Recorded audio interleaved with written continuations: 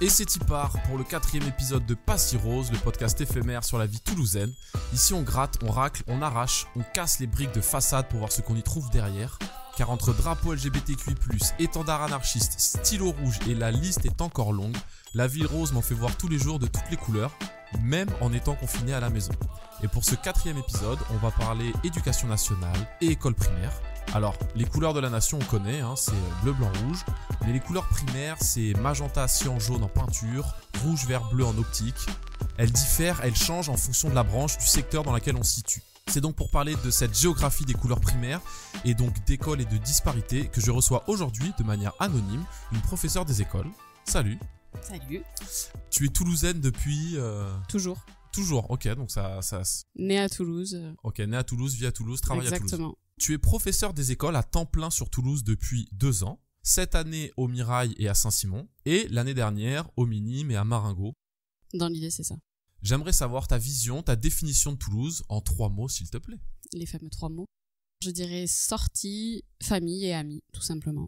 Donc personne ancrée à Toulouse avec un attachement particulier à cette ville. Plutôt, ouais. Alors du coup, pour commencer, dans l'intro, je parlais des couleurs primaires qui changent en fonction de la zone où on se situe. Et à Toulouse, mais comme dans la France entière, du coup, il y a différents secteurs, il y a différentes façons de faire l'école primaire, et il y a différentes catégories d'école primaire. Vu qu'on va en parler après, on va l'aborder, je voulais que tu puisses nous présenter un peu ces différentes catégories.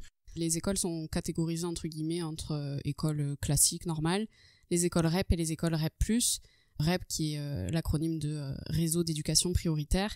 C'est des écoles qui sont rattachées en fait à un collège qui est un petit peu considéré en difficulté. Les élèves sont en difficulté, etc. Et donc, c'est des écoles qui sont considérées comme difficiles. Du coup, REP, c'est un peu difficile et REP+, c'est plutôt difficile. Ça veut des fois tout et rien dire. Des fois, on se retrouve dans des écoles qui sont rattachées à un collège REP et du coup, qui sont REP, mais qui en soi, ça se passe bien et c'est assez classique. Et il y a des écoles qui sont REP et qui, entre guillemets, méritent de l'être et qui sont plus compliquées, effectivement, dans la gestion des élèves, dans la gestion des apprentissages, etc. Le gros avantage des écoles qui sont en REP ou en REP+, c'est qu'effectivement, c'est des écoles auxquelles on donne plus de budget parce qu'on estime qu'elles en ont plus besoin et c'est des écoles où on fait des classes plus petites. En tout cas, les dernières années, c'était l'objectif. Donc, de passer à des classes dédoublées pour le cycle 2, donc pour les CP et les CE1 et bientôt les CE2, je crois. Et donc, des classes à 12 élèves maximum normalement. Bon, là, dans le concret, là, par exemple, cette année, je suis dans une école REP et les classes de CP montent jusqu'à 16 élèves. Voilà, grosso modo, alors que dans des écoles normales, entre guillemets, c'est des classes classiques et du coup, les classes peuvent monter jusqu'à, je crois qu'ils ferment la classe à 32 élèves maximum. Donc, tu peux te retrouver avec une classe de CP à 32 élèves, ce qui est énormissime. Du coup, oui, pour ces classes-là, c'est quand même un gros avantage d'avoir moins d'élèves. C'est un autre travail. Il y a aussi des inconvénients. J'ai parlé avec des professeurs qui ont fait du CP dédoublé, donc avec 12 élèves, et qui disaient que c'était compliqué aussi en termes d'apprentissage d'avoir des élèves qui tirent vers le haut un petit peu quand on a seulement 12 élèves. Après, c'est forcément mieux que d'en avoir 32. 32, c'est pas vivable dans une classe. Mais le juste milieu, en fait, ce serait d'avoir des classes dans toutes les écoles qui seraient à 18-20 à peu près. Et ça, on n'y est pas encore. Surtout que là, dans les REP, c'est des élèves du coup ils sortent de maternelle. Donc maternelle, ils sont dans des classes où ils montent jusqu'à 30 parfois. Ensuite, ils repartent en CP, CE1 dans des classes à 12-16, on va dire. Où du coup... ils ont un contact un peu privilégié avec l'enseignant qui a beaucoup de temps à lui accorder ou en tout cas pour bien regarder son travail et pour bien le pousser jusqu'au maximum. Et ensuite, ils repartent en CM1, CM2 dans des classes qui peuvent monter jusqu'à 25, parfois 30. Et où du coup, là, ils sont un petit peu des fois perdus et ils savent plus trop comment faire dans une classe où ils ont moins de contact avec l'enseignant et il y a plein d'élèves autour d'eux et c'est un peu plus le chaos en termes de bruit, etc. Donc voilà, il y a du plus et du moins des deux côtés. Toi, tu as bossé dans différentes écoles, cette année en particulier dans le secteur de Saint-Simon et dans le secteur du Mirail. Donc si tu habites à Toulouse, tu te rends compte que c'est 2 salles, 2 ambiances. Est-ce que toi, tu as vu une différence de niveau scolaire entre tes 2 écoles? Et si oui, pourquoi? Alors oui, effectivement, j'ai vu une grosse différence. Saint-Simon, c'est un quartier, pour ceux et celles qui connaissent pas, qui est dans le sud de Toulouse, où c'est quand même plutôt la bourgeoisie. C'est des grandes maisons avec des grands jardins, etc. Et juste dans les fiches de renseignement de mes élèves, je pouvais voir que c'était que des enfants de cadres, d'ingénieurs, et il y avait très peu d'enfants qui avaient des parents avec un niveau social un peu plus bas. Et là, je suis donc dans une école du Mirail qui est entourée par la cité, où il y a beaucoup de parents qui travaillent pas, en tout cas beaucoup de mamans bizarrement, qui ne travaillent pas, et c'est pas du tout le même niveau social, et effectivement la différence de niveau scolaire s'en ressent fois 1000 en fait. J'étais avec des CE1 donc à Saint-Simon début d'année pendant 5 mois qui avaient un très très bon niveau scolaire et dont les parents avaient des fortes attentes. Je me suis confrontée pour la première fois à des parents qui venaient me voir pour me dire que je donnais pas assez de devoirs, qui voulaient avoir un suivi régulier sur ce que je faisais en classe pour pouvoir retravailler le soir à la maison avec leurs enfants, etc. Donc on sentait une grosse pression des parents pour avoir des futurs médecins chez eux plus tard. Et là au Mirail, je me retrouve avec des élèves de CE2 donc en cette fin d'année que je vais garder pendant 5 mois qui ont à peu près le niveau de début CE1 que j'avais avec mes élèves précédents à Saint-Simon. Enfin, en tout cas, de ce que je vois, les parents ne suivent un peu moins ce qui se passe à l'école et sont un peu moins derrière. Il y a très peu de devoirs qui sont faits à la maison. Et les parents sont plus à cheval sur le comportement de leurs élèves de leurs enfants, plutôt, que sur les apprentissages en soi, même si, bien sûr, il y a des parents qui se soucient des apprentissages aussi de leurs enfants. Mais pour eux, la plus grosse priorité, c'est que leurs enfants soient respectueux, que leurs enfants se comportent bien à l'école. Et de l'autre côté, à Saint-Simon, c'était plutôt, moi, je veux que mes enfants réussissent et le comportement, on verra après, quoi. Là, on parle de tout ce qui est extérieur, mais est-ce que à l'intérieur même, c'est-à-dire le corps enseignant, tu vois, toi, des choses qui pourraient expliquer ces différences de niveau sur les élèves que tu as suivis dans leur parcours scolaire? L'année dernière, dans l'école du Mirail dans laquelle je suis actuellement, il y a effectivement un contexte aussi qui fait que les élèves sont autant en difficulté scolaire. L'année dernière, l'équipe était très très compliquée, ils s'entendaient plus du tout. C'était une équipe qui était assez vieille, je crois, qui était là depuis un moment et ils étaient en gros conflit. Il y a eu vraiment plein de problèmes. Il y a eu des maîtresses qui se sont mises en arrêt pendant super longtemps. Les élèves ont un peu passé l'année répartis dans des classes ou alors à rester chez eux parce qu'à la fin on leur disait qu'en fait vu qu'il n'y avait pas de remplaçant et de remplaçante, c'était mieux de pas surcharger les classes et de rester chez eux en fait à rien faire. Du coup effectivement ça n'a pas aidé ni pour avoir une posture d'élève en classe et en plus de ça les a mis dans une posture en termes d'apprentissage qui est vraiment complexe. Du coup, l'équipe est toute nouvelle depuis le début de l'année. C'est une jeune instit qui a repris la direction. Donc, je crois qu'elle doit avoir 5-6 ans d'expérience. Elle est très motivée, elle est très chouette. Mais les parents, au début de l'année, ne lui faisaient pas du tout confiance. Il y a eu plein de conflits, etc., qui aident pas forcément aussi à avoir un climat agréable, en fait, quand tu viens à l'école, quand tu sens qu'il y a des parents qui peuvent t'agresser, etc., et qui te font pas confiance sur ton travail. Du coup, je pense que le début de l'année a aussi été très long et du coup, ça fait un retard accumulé pour les élèves pour se remettre ah oui, donc maintenant c'est elle notre maîtresse, ça va être notre maîtresse pendant longtemps, l'équipe est fixe, ok, c'est elle la directrice. Je pense que c'est aussi ça qui a fait que en fait, c'est vraiment un gros retard accumulé qui est dur à surmonter. Dans ce que tu disais là, le côté les parents n'ont pas les mêmes attentes, ils n'ont pas la même posture, etc. Ça me fait penser à, on va dire, une punchline du CNESCO, qui est le Centre national d'études des systèmes scolaires. La mixité sociale, un levier pour la réussite scolaire. Est-ce que toi, c'est quelque chose qui s'applique dans les écoles dans lesquelles tu as travaillé ou pas du tout? Ce que je peux voir, c'est que l'année dernière, j'étais dans une école qui était aussi REP, dans un quartier donc qui est censé être difficile, qui était aux Minimes, qui était un peu au milieu d'une cité, et en même temps, les Minimes, c'est en train de se développer un peu, un quartier aussi un peu bobo. L'école était vraiment mixte en termes d'origine sociale et du coup la classe que j'avais, il y avait vraiment des élèves qui venaient de partout. Il y avait beaucoup moins d'écart scolaire parmi ces élèves. Alors peut-être que c'est un hasard, je suis pas du tout là pour faire une généralité de ce que je vois, mais en tout cas je sentais pas du tout un niveau scolaire faible ou etc. Mais là par exemple cette année effectivement à Saint-Simon c'était très peu mixte et j'avais un très très bon niveau scolaire et en ce moment au Mirail il y a très peu de mixité aussi, c'est absolument que des enfants qui ont pratiquement tous le même background un peu social, culturel, etc. Et effectivement, il y a très peu de réussite. Donc, je sais pas, je me dis qu'en tout cas, mon école de l'année dernière au Minime, où il y avait beaucoup plus de mixité, qu'il y avait des enfants d'un peu partout, effectivement, je voyais plus de meilleurs résultats, entre guillemets. Donc oui, forcément, la mixité sociale, ça peut apporter que du bonus, de toute façon, même... sur de l'ouverture d'esprit, sur plein de choses, c'est forcément bonus dans tous les cas. Ce que je peux voir de ma transition de mes deux écoles Saint-Simon-Mirail cette année, c'est que j'ai pour habitude tous les lundis, même au retour de vacances, de leur demander un petit peu ce qu'ils ont fait de leur week-end, ce qu'ils ont fait de leurs vacances, etc. Parce que c'est un moment où ça leur permet de s'exprimer à l'oral et c'est aussi ultra intéressant en fait de savoir d'où ils viennent et ce qu'ils font de leur journée quand ils sont pas à l'école. Et à Saint-Simon, effectivement, où ils ont les moyens de faire plein de choses, quand tu leur demandes de te raconter leurs vacances, Ils sont allés partout, ils sont allés dans un pays étranger, ils sont allés en centre-ville, ils sont allés faire du ski, ils sont allés faire plein d'activités, ils ont rencontré plein de gens et du coup ils ont fait plein de choses et là forcément ça les ouvre sur une mixité sociale à l'extérieur de l'école et c'est super chouette et ça se voit que c'est ultra bénéfique pour eux. Et au contraire au Mirail, quand là dernièrement je leur ai demandé ce qu'ils ont fait de leurs vacances, pour la plupart ils sont tous et toutes restés dans le parc en dessous de leur cité.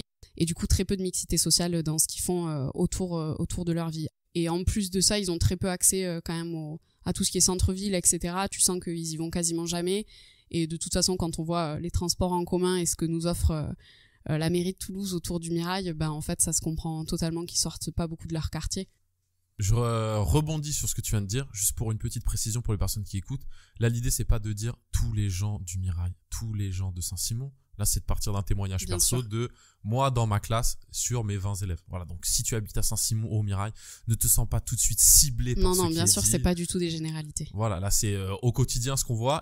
Sur ce côté bouger, sortir, qui du coup, moi en tout cas, je partage cette idée que la mixité sociale, c'est important pour sa réussite scolaire. C'est juste même pour sa réussite, en tout cas son épanouissement personnel. Parce que en tout cas à Toulouse, je trouve, il y a un hypercentre assez riche, sauf Arnaud B, dédicace à vous, vous êtes encore là, vous tenez, et une périphérie qui est plus pauvre, tu vois.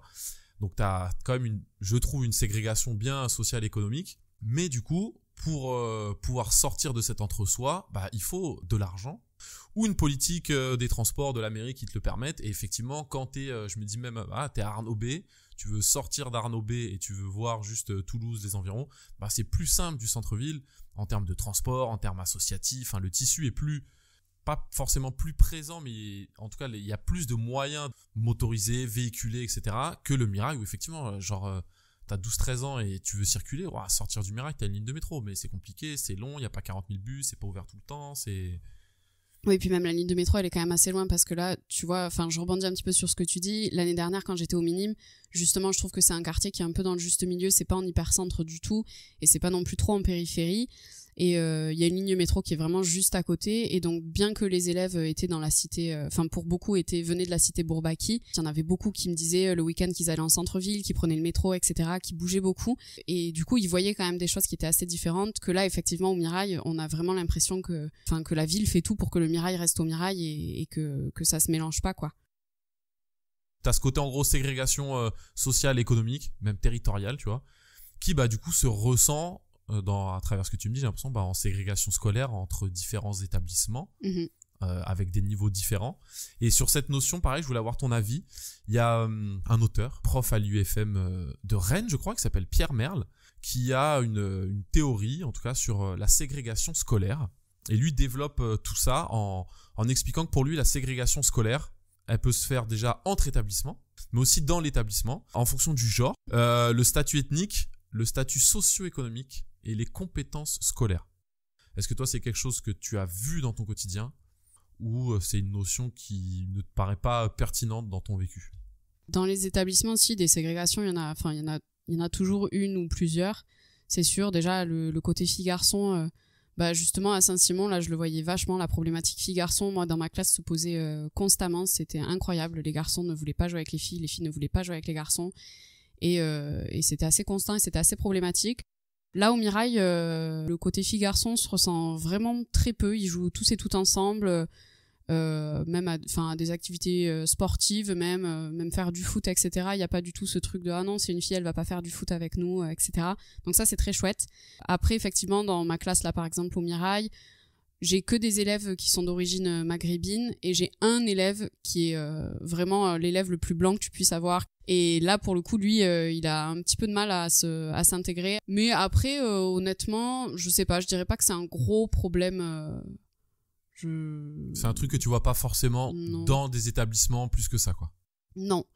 Après, par contre, le côté, ségrégation en établissement, en tout cas, c'est sûr que là, quand on voit un établissement comme à Saint-Simon et un établissement comme au Mirail, c'est 2 salles, 2 ambiances, comme tu dis. Donc, effectivement, ça fait un peu ségrégation. Les riches d'un côté, les un petit peu moins riches de l'autre. On vous voit tous les autres là, racisme anti-blanc, tout ça, ça n'a rien à voir là, les rats de pie, calmez-vous là. Non. À aucun moment on peut parler de racisme anti-blanc, voilà, c'est dit, parce que les blancs français et françaises ne font pas partie de la classe des dominés. Donc déjà, calmez-vous pour ce pauvre qui est dans sa classe, et bah ouais, ça n'a rien à voir, ok ? Je me posais la question, moi, dans les écoles que tu as vues, sur l'agencement des locaux d'une école. Donc les bâtiments, les cours de récréation, l'accès à ces bâtiments. Parce qu'en gros, là, on est vraiment sur les personnes, mais je me dis, les locaux en soi, ça fait vraiment partie intégrante des conditions d'apprentissage. Et toi, est-ce que tu as vu des différences dans ces écoles qui pouvaient, du coup, expliquer des écarts de niveau ou pas ? Alors après, je sais pas si ça explique des écarts de niveau ou pas, mais en tout cas, ça peut expliquer un bien-être ou pas dans une école, c'est sûr. Je fais encore un parallèle entre mon école de Saint-Simon et celle du Mirail. À Saint-Simon, c'était une très très grande école, hein, avec des beaux bâtiments qui étaient assez récents, assez rénovés. Il y avait beaucoup de VNI. Les VNI, c'est les... je sais même pas l'acronyme de quoi c'est, mais en gros, c'est les tableaux blancs interactifs un petit peu sur lesquels tu peux projeter ton ordinateur dessus, etc. C'est ultra cool, ultra pratique. Donc bon bref, les classes étaient assez équipées là-dessus. Il y avait aussi des Algeco dans la cour de récréation parce qu'ils sont en train d'essayer de créer une école-usine un petit peu là à Saint-Simon, mais des Algeco assez clean avec une espèce de couloir extérieur couvert, des toilettes, etc. Donc c'était quand même relativement clean. Et là au Mirail, le bâtiment est chouette aussi, mais ils sont en train de l'agrandir petit à petit. Du coup on a aussi des classes en Algeco, mais les Algeco sont délabrés, c'est vraiment scandaleux. Il y a des agents techniques qui se sont blessés 2 ou 3 fois en faisant le ménage en fait dans la salle parce qu'il y a des trous dans le sol, etc.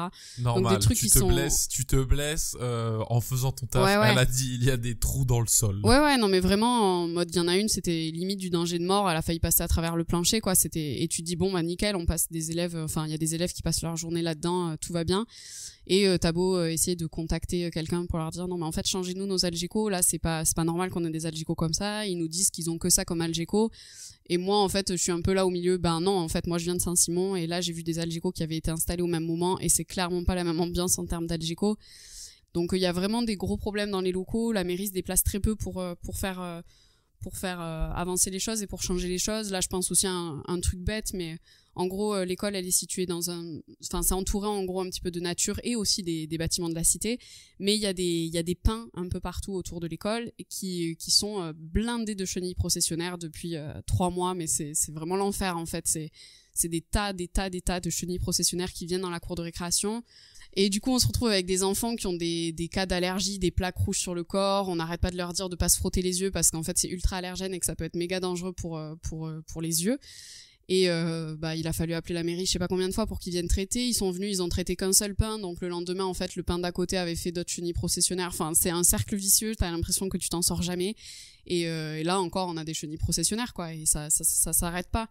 Et la dernière fois encore aussi, on s'est fait... y a des jeunes qui sont venus caillasser l'école et du coup qui ont fait des espèces de trous dans la grande baie vitrée de notre école. Et la directrice a appelé la mairie pour leur dire bah voilà, là on a des gros trous dans la vitre, il y a de l'air qui passe, en fait il faudrait venir changer les vitres. Ils nous ont demandé si c'était du double vitrage ou pas, on leur a dit que oui c'était du double vitrage et ils nous ont dit que du coup ils se déplaceraient pas pour changer du double vitrage. On dit, bon d'accord, bah super, merci. Tu te dis vraiment il y a une différence périphérie hypercentre ou c'est un peu la galère partout? Franchement de manière générale j'ai quand même l'impression que c'est un peu la galère partout pour avoir des retours rapides de la mairie de Toulouse et des actions qui soient faites sur les conditions d'accueil des élèves. Je dirais pas que l'hypercentre sont plus favorisés que nous. Après, il se trouve que nous, là, on est vraiment dans des conditions où, c'est limite scandaleux, en fait, le bâtiment dans l'état dans lequel il est. Et on a l'impression, en tout cas, qu'ils ont pas trop envie de venir au Mirail, qu'ils ont un peu peur de venir et que du coup, ils font en sorte que ce soit vraiment en urgence qu'ils viennent. De manière générale, les directeurs et les directrices se plaignent beaucoup, en tout cas, du temps qu'ils peuvent passer au téléphone avec la mairie de Toulouse et tous les partenaires pour avoir quelque chose qui bouge. Ils sont toujours en train de ramener un autre service. Il faut appeler telle personne. Il faut appeler telle personne. C'est un peu comme la scène d'Astérix Obélix Mission Cléopâtre, là où il faut le formulaire D je sais pas combien et que tu fais tous les étages 1000 fois de suite pour avoir une réponse, quoi. T'as abordé plein de sujets, je m'en suis listé quelques-uns. Tu as parlé à un moment d'école-usine. Oui.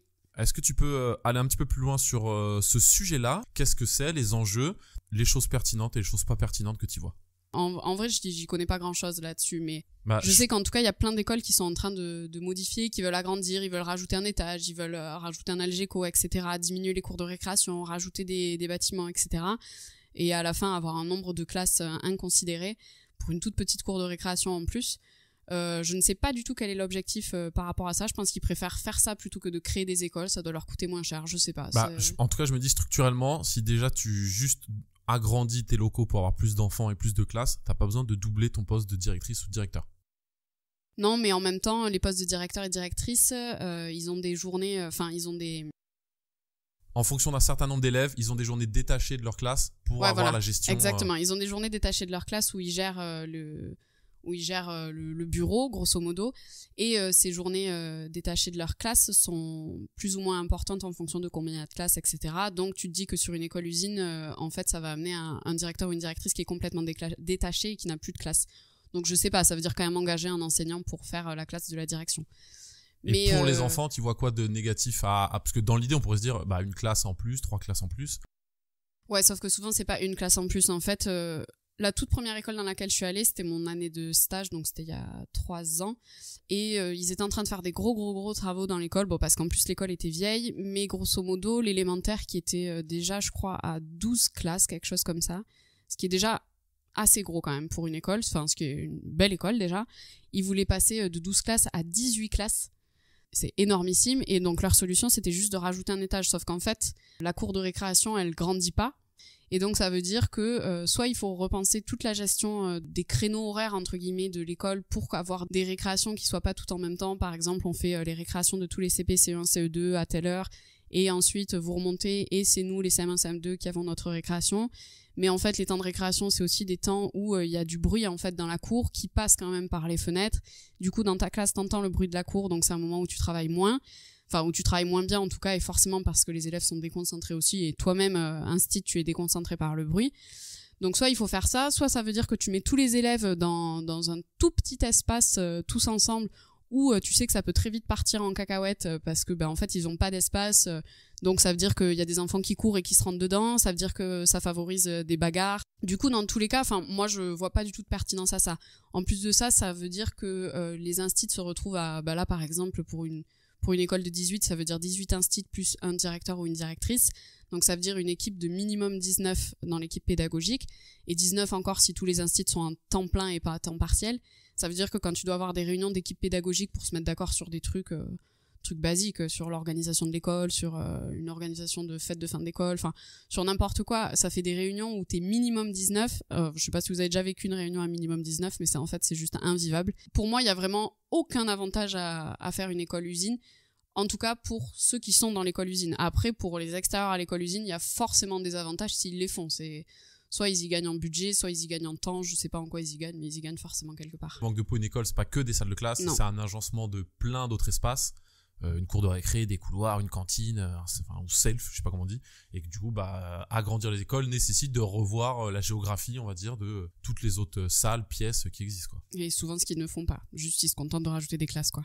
Pour rester aussi dans ce côté, on va dire un petit peu géographie, locaux, etc., je me posais la question de l'accueil des PMR. Personnes à mobilité réduite. Voilà. C'est une forme de ségrégation, le fait que les personnes dites non valides ne puissent pas accéder à leur salle de classe ou à ce genre de choses-là. Toi, est-que tu as été confronté à des choses de cet ordre-là ? Alors moi, pas vraiment. J'ai jamais eu dans ma classe d'élèves en fauteuil roulant ou même que ce soit pour un handicap ou pour juste une blessure. Donc j'ai jamais été confrontée à ce problème, mais je sais que dans mon école là actuellement, il y a un élève qui s'est blessé et qui a donc la jambe cassée et il doit être en fauteuil roulant pendant je crois 1 mois, quelque chose comme ça. Et du coup là on s'est confronté à ce truc de notre école. En fait, elle est au premier étage. Le rez-de-chaussée est à la maternelle et l'élémentaire est au premier étage.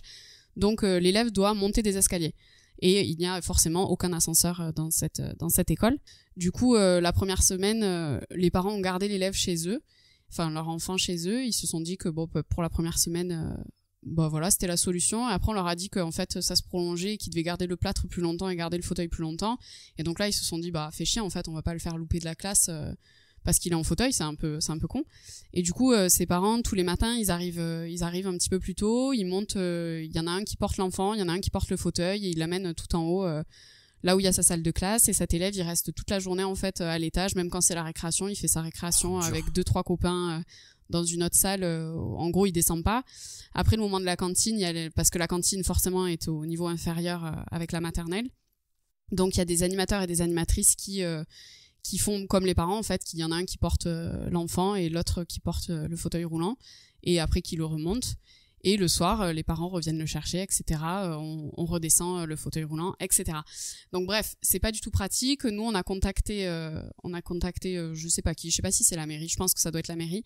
Et les solutions qu'ils nous ont proposées pour cet enfant en ce moment, c'était, vu que vous avez un Algeco à l'extérieur où du coup les personnes en fauteuil roulant peuvent se déplacer, si vous voulez, on vous donne des gens de la mairie pour faire un déménagement et échanger 2 salles de classe. Mais qu'en gros, ils voulaient pas, ils avaient pas les moyens pour le moment de mettre aux normes. Normalement, maintenant, c'est obligatoire. Toutes les écoles devraient avoir, et même tous les lieux publics devraient avoir un accès pour les personnes en situation de handicap. Moudingue, ça commence à faire un peu beaucoup là. On a parlé des parents, en tout cas des responsables légaux, parce qu'on n'a pas forcément tous des parents, du corps enseignant. Mais dans les écoles, il n'y a pas que ça. Là, on a parlé des bâtiments. Il y a aussi d'autres personnes. Désolé de les avoir mis à la fin. J'aurais dû vous mettre avant. Le personnel de service. Donc, gestion de la cantine, gestion de la propreté des locaux, de l'entretien des locaux. Toutes les personnes qui sont au CLAE. Sur ces différents corps de métier qu'il y a autour, est-ce que toi, tu as vu des choses ? Donc en gros, si les agents techniques et les personnes du CLAE, donc le temps périscolaire, en gros le moment où les élèves sont pas dans les classes, est-ce que ça a un impact sur le travail des élèves ? Non, je vois pas particulièrement d'impact. En tout cas, les agents techniques n'ont pas du tout d'impact sur le travail des élèves. Après, ce que ça donne, c'est juste des conditions de travail. Il se trouve que les agents techniques, c'est la grosse dèche dans leur métier. Je sais pas ce qui se passe, mais elles sont toujours en sous-quota, elles sont toujours en sous-effectif. Je sais pas trop comment ça s'organise, j'en ai pas énormément parlé avec elles, mais elles sont souvent en train de se plaindre que là il manque une personne, là il manque une autre personne, qu'elles sont pas remplacées et que du coup elles ont énormément de travail pour le temps qui leur est accordé. Ça n'a pas un impact direct sur les apprentissages, ça a juste un impact sur ton climat scolaire, j'ai envie de dire. Je me permettais de te poser cette question parce que les écoles de Toulouse ont commencé à sortir, je crois que c'était à l'initiative du Nord de Toulouse, de Blagnac, etc. Genre un peu le livre noir de leurs écoles pour s'adresser à la mairie et à noter directement toutes les choses qui n'allaient pas dans leurs écoles. Et en le lisant, je mettrai les liens dans la description. Du coup, il y avait aussi tout ce problème que tu disais du personnel technique en sous-effectif et donc du coup ça avait un impact sur le climat, etc. Ce n'était pas prévu, mais bon, la France a basculé depuis quelques jours, donc je me dis autant en profiter vu que il y a une professeure des écoles ici pour en parler. Donc switch, on change totalement de la problématique qui était en tout cas abordée jusqu'ici. C'était sur le confinement. Je voulais donc avoir ton témoignage, donc qui ne reflète toujours que toi, sur comment tu l'as appris, combien de temps tu as eu pour préparer cette transition. Et comment maintenant se vit cette continuité pédagogique, s'il te plaît ? Oui, parce que, comme nous l'a si bien dit notre ministre de l'Éducation nationale, nous sommes prêts et prêtes à faire cette continuité pédagogique à la maison. Eh ben non, pas du tout. Enfin, moi, je n'étais pas prête, en tout cas, et dans mon école, personne n'était prête. Je l'ai appris, comme tout le monde, je pense, le jeudi soir, à l'annonce de Macron, dès demain soir, l'école sera fermée. Donc, on a une journée pour faire passer aux élèves tout ce qu'on a à leur dire pour qu'ils soient 2 semaines, voire plus, en confinement chez eux. Enfin, en tout cas, en travail à la maison. Donc, on est arrivé très tôt le vendredi matin. Là, moi, j'ai vu des collègues qui étaient en train de récupérer des vieux manuels de français ou de mathématiques qu'elles avaient trouvés dans des armoires, etc. en se disant, voilà, on va les prêter aux élèves et on va leur demander de faire tel exercice. Donc, je me suis dit que c'était une bonne idée et que là, dans l'urgence, c'était la meilleure chose à faire. Donc, je suis allée prendre des manuels. J'ai essayé de regarder des manuels qui avaient l'air assez pertinents, assez intéressants dans le temps que j'avais, donc c'est-à-dire très peu. Donc une petite heure pour regarder très rapidement des manuels et chercher des choses qui pouvaient être pertinentes à leur faire et à leur apprendre pendant ce temps-là et qu'ils pouvaient faire seuls. Du coup, voilà, c'était beaucoup de photocopies de manuels. Et ensuite, j'ai fait des mots à l'ordinateur en leur disant, voilà, je sais pas combien de temps ça va durer. Là, le mieux que je peux faire, c'est vous dire de travailler ça et ça pendant ces 2 semaines, un peu en vrac. En plus, il se trouve que moi, vu qu'au début de l'année, j'étais dans une autre école, j'avais pas les codes ENT de cette classe-là. En sachant bien entendu que j'avais aussi 4 absents et absentes. Donc il fallait aussi réfléchir à comment faire passer le travail à ces élèves-là qui sont absents et absentes. Et donc je savais que j'aurais très peu contact avec les parents parce que je n'avais pas de moi-même accès à l'ENT. Donc bien que eux aient accès, moi j'aurais rien à leur dire. Donc j'aurais pas la possibilité de leur dire grand-chose. Et dans la semaine qui est arrivée, moi j'ai attendu des informations un petit peu sur ce qu'il fallait que je fasse et comment je pouvais être en contact avec les élèves. J'avais pas de réponse, on me donnait toujours pas mes codes ENT, etc. J'ai eu un mail d'une maman, donc je me suis dit bon bah en fait le mieux c'est que j'envoie un mail à tout le monde. Donc j'ai passé une matinée à faire du phone call toute la matinée pour avoir toutes les adresses mail de tous les parents de la classe. Et la meilleure chose que j'ai trouvé à faire, grosso modo pour qu'ils travaillent à la maison, c'est de leur envoyer un petit peu un programme jour par jour de ce qu'ils peuvent faire en mathématiques, en français, en production écrite, en art visuel s'ils veulent faire des choses, etc. Et de leur envoyer des corrections, des exercices qu'ils devaient faire pour qu'ils s'auto-corrigent et que ce soit pas fait dans 3 ou 4 semaines quand on reviendra à l'école. Voilà. Dans tout ce que tu me dis là, je me dis que le côté travail à la maison, on part du principe que tout le monde a un accès à Internet, ce qui n'est pas forcément le cas. On part du principe que tout le monde va avoir une personne ou des personnes à côté de lui pour lui permettre de rester assidu, d'être concentré, travailler tout seul, je pense que c'est quand même plutôt très compliqué. Ouais, et puis même en travaillant tout seul, ça demande aussi d'avoir un espace où tu peux être seul devant ton travail, au calme, sur une table et sur une chaise bien assis, et pas dans un lit en vrac dans ta chambre, ce qui est pas non plus donné à tout le monde. C'était le 3e point, donc tout à fait. Non mais nickel, tout à fait. Et effectivement, je me dis on reste dans des logiques de ségrégation, en tout cas dans le sens où quand t'habites dans un appartement petit, pas de balcon, pas d'espace, ça sera en tout cas plus difficile. Ça veut pas dire que ça sera pas possible, ça veut pas dire que ça sera insurmontable, mais ça sera plus difficile ton travail à la maison, ne serait-ce que si tu partages ta chambre. En fait, c'est pas tout le monde qui a sa propre chambre en fait. Que si tu as un grand jardin, ta chambre, un adulte, en tout cas une personne référente qui est disponible et qui a du temps pour toi. Je sais pas ce que t'en penses, je me dis ça peut que continuer à creuser ce petit fossé. Pour moi, c'est sûr que là, quand je vais revenir à l'école dans je ne sais pas combien de temps, je sais pas si ce sera 2 semaines ou après les vacances, dans 5 semaines, ça va avoir fait des gros écarts sur le travail qui aura été fait à la maison. Je sais que je vais en retrouver des qui n'auront rien fait du tout pendant 5 semaines et des qui auront fait ce que je leur ai demandé de faire pendant le temps qui leur était demandé. Et que dans tous les cas, il va falloir qu'on reparte de zéro et que tout ce que je leur ai donné à faire, qu'on le revoie tous et tout ensemble pour être sûr que tout le monde a acquis la notion et bien compris. Forcément, ça creuse des inégalités, ce travail à la maison, parce que moi, je vois déjà tout ce qui est devoir à la maison, etc. Ça fait quelques années qu'on nous demande de ne plus rien donner, en tout cas qui ne soit pas juste des révisions ou de la lecture à faire à la maison, parce que on s'est rendu compte qu'en fait, les devoirs à la maison, ça creusait des inégalités sur les apprentissages entre ceux qui ont des parents qui sont là pour les aider, qui peuvent leur apprendre des choses, qui ont d'autres méthodes pour leur apprendre des choses, etc. Et ceux et celles qui habitent, comme tu l'as dit, dans des conditions qui favorisent pas forcément les apprentissages parce qu'en fait, t'es à la maison déjà, donc t'es plus à l'école, et qui ont pas des parents disponibles pour les aider.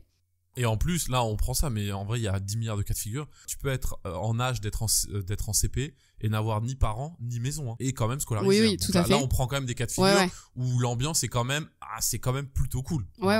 On est du côté tranquille, quoi. En fait, même si les élèves sont autonomes sur de la lecture, après comprendre ce qu'on nous demande, etc. Enfin, il y a plein de choses qu'ils sont pas capables de faire tout seuls et toutes seules. Et donc là, c'est sûr que sur le travail qui leur est demandé à faire à la maison, moi, je suis totalement consciente qu'il y a plein de choses. S'ils n'ont pas leurs parents pour leur éclaircir la consigne ou quoi, ça va être très compliqué. Ou alors il va falloir qu'ils passent du temps pour essayer de comprendre. Avant d'arriver à la fin, c'était toutes les questions auxquelles j'avais pensé pour toi. Est-ce que tu penses qu'il y a un sujet qu'on n'a pas abordé, qu'on a oublié de traiter, une question, tu dis mais il aurait vraiment dû me poser ça ou aborder ce sujet-là? Peut-être un point sur la formation des enseignants actuellement peut être pertinente. Diplôme qui peut être passé à Toulouse. Pour recontextualiser aussi pour les gens, c'est pas que des choses au niveau national, c'est aussi des choses qui se passent au quotidien. Il y a des écoles pour devenir prof à Toulouse. Oui, il y en a un petit peu partout. Et dans ta formation, du coup, est-ce que ça a été abordé? Alors peut-être pas le mot, parce que je me dis bien sûr que ça va pas être abordé frontalement comme ça, et c'est un parti pris quand moi je pose mes questions de ségrégation scolaire. Est-ce qu'a été abordé les côtés en tout cas de disparité, de différentes écoles, d'écart de niveau? On a des cours sur tout ce qui est les écoles REP, les écoles REP+, etc. C'est plus des cours théoriques sur ce que ça apporte en termes de budget, etc.